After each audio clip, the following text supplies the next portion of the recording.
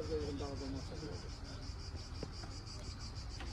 Yani böyle o şey. Bir tane abi de indi pervane tasarlıyor. Pervane da sevinir bir dakika.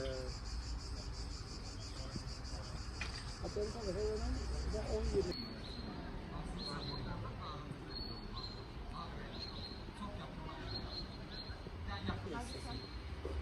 Allah. Hemen televizyon mahvolmasın. Hazırsan. Çek.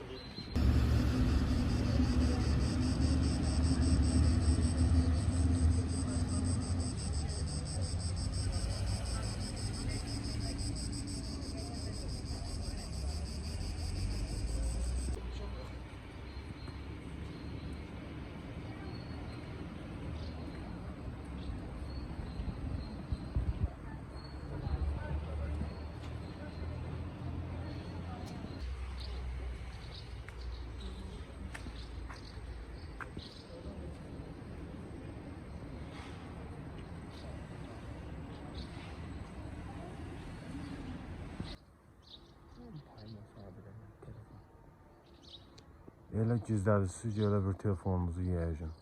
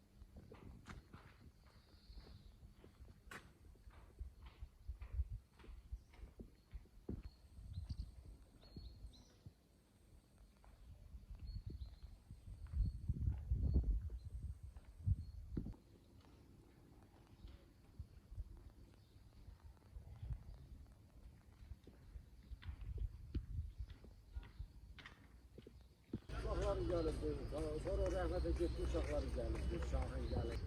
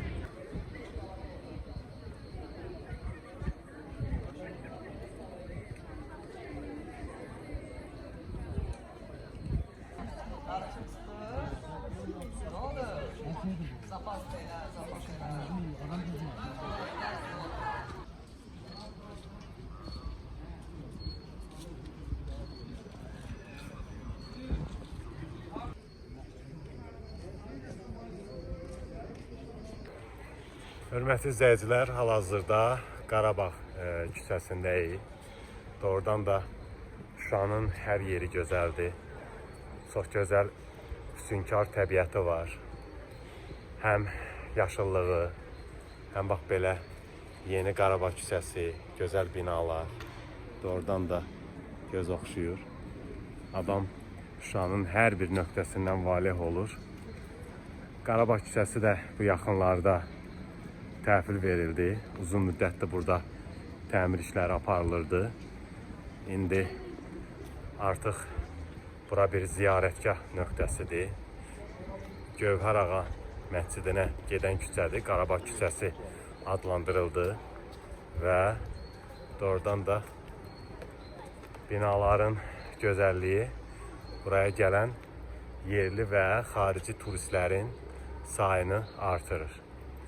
Həqiqətən də gəzəndə həm bu yayın istisində buradakı sərinliyi hiss edirsən, həm də gözəl binaları görüb ürəyin açılır.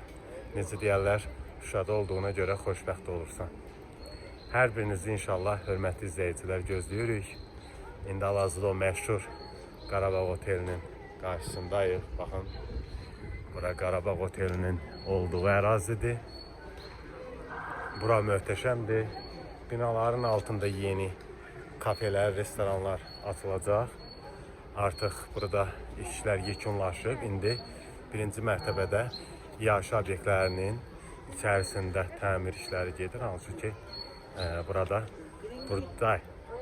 gəlib istirahət edən yerli turistlərin asudə vaxtının səmərəli keçirilməsi üçün, oturub bir çay, kofe içməsi üçün gözəl şərait yaradılır.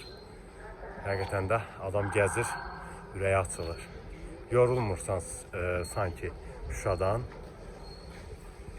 və bu da doğrudan da insanı həqiqətən də valeh edir.